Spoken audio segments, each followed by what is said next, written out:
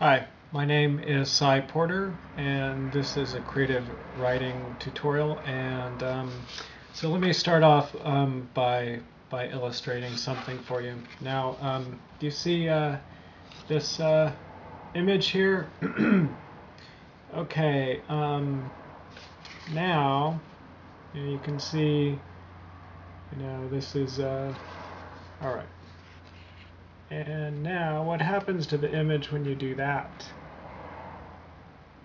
Okay. So that little dot there is the best part of the story. But if you have a lot going on in the story that is not necessarily contributing to the quality of the story, the good part is going to get lost in all the other stuff. So what you want to do is, one of the best ways to bring out the best part of the story is to get rid of all the parts that aren't working. And then what you have left is a really good story.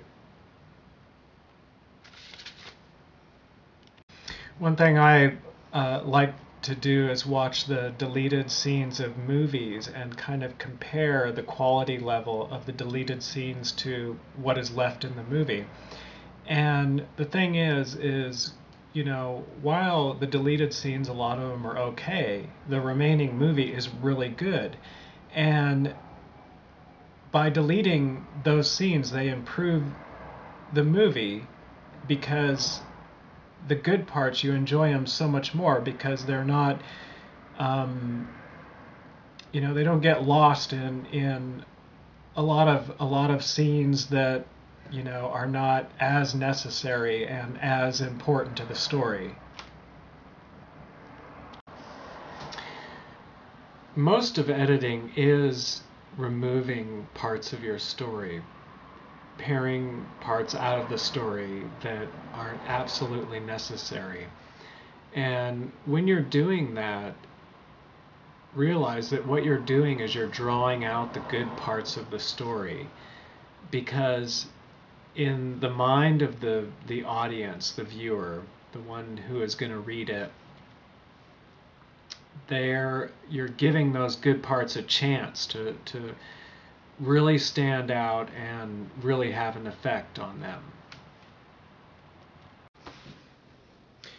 So when you're thinking about reducing the clutter in your story, keep in mind that you don't need to tell your audience everything you can absolutely think of concerning the story, concerning the people in the story, the place, and everything like that. There is um, in art, there is a strength to leaving things out. When you minimize, the audience will fill in with their imagination, um, things that you've left out. If you are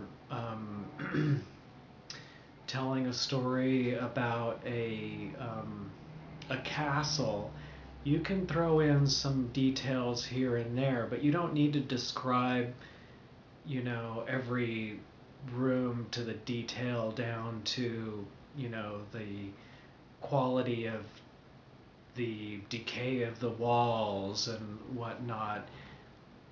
Um, there are a lot of times when it's better just to leave that up to the imagination of the audience. And in view of reducing the clutter in the story, like one thing I've found a lot of times, trying to depict a character will create a lot of clutter in the story. And so I ask myself, what is the essential story here? So I know the essential story, and I know that character involved in the story, but the character traits that I am depicting when every time I, depict who they are as a character, I'll ask myself, um, is it contributing to the essential story? So there might be a lot of things about this character, that could be very interesting. Some things about life experiences they had, or personality traits they have, or a certain sense of humor. But if it doesn't have to do directly with the story, then most of the time it'll just drag the story down rather than help the story along. So you want to introduce real characters in a story, but they need to come out while helping to create the story itself. So their character is revealed mostly in what they do and say to help the story along. In if you are going on about who they are as a character, and it isn't like directly driving the story, that clutters it and distracts from the story more than helping the story out. But if you know your characters really well, then everything that they do to help the story along, to tell the story, not to depict them as characters, but to tell the story, even if you don't fully depict them as characters, what you do is, by knowing them well, you can have them help the story along in their very well developed, well understood, you understand very well who they are as characters, and whatever they do or say, it's to help the story along. When you're trying to flesh out a character, keep in mind that it's a lot of times it can be better to only flesh out the characters in terms of the telling of the story, not for the mere sake of fleshing out a character.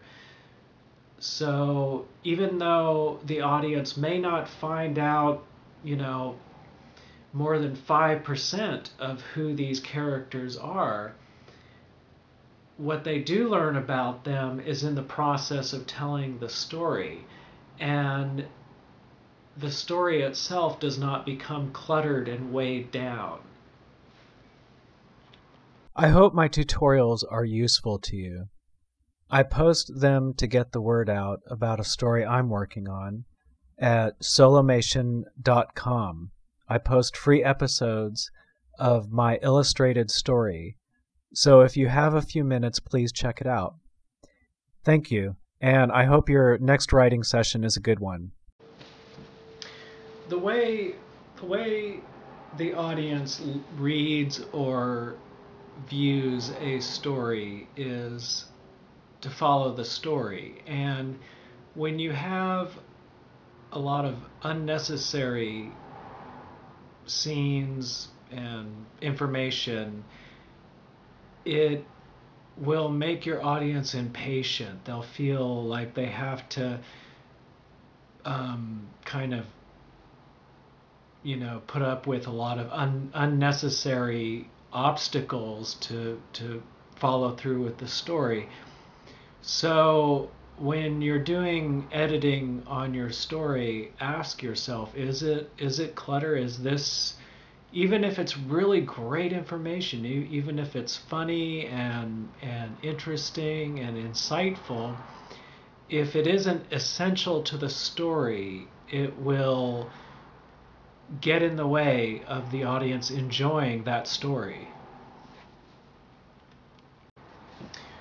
When writing first draft or while creating the story, it's very important not to try to simplify and reduce it to the essential story while you're writing it, because you're trying to do two things at once if you do that, you know. So when you're in the creation mode, get out of the editing mode. Just create it, write whatever comes to mind, put down on paper. Whatever you think about it, put down on paper. Whatever you think about the characters involved, put down there. In that mode, you want to make a big mess. You want it to get very cluttered. So, you know, recognize which mode you're in. If you're in the creating mode, go ahead and make a big cluttered mess and don't worry about it. And then when you're in the editing mode, after you have material to work with, after you've done the creating mode, then you can decide what you can take out of the story and still have it hold up. So it's kind of like you build a structure with all these supporting beams, and first what you do is you build it with hundreds and hundreds of supporting beams, and when you're done with that phase, then you can try pulling out the beams that aren't really holding the structure up. But don't try to be in both modes at once. Either be in the creating mode or the editing mode.